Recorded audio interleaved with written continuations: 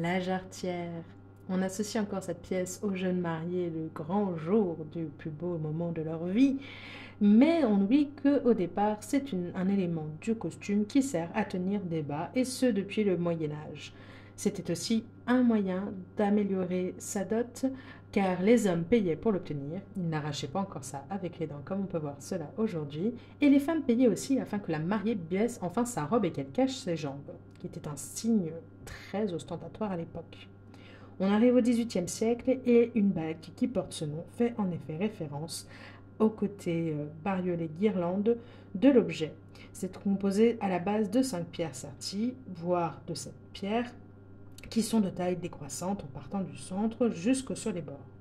On retrouve donc cette appellation dès le XVIIIe siècle, mais c'est dans les années 1920 qu'elle fut le plus à la mode comme bague de fiançailles.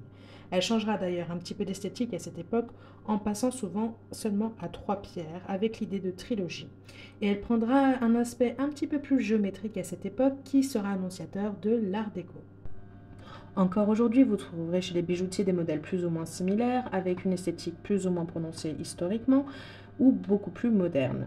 Vous trouverez sur le marché de l'ancien des pièces du XVIIIe siècle comme des pièces de 1920. La plupart du temps, ce sont des diamants, mais les pierres de couleur sont aussi les bienvenues pour ce genre de modèle.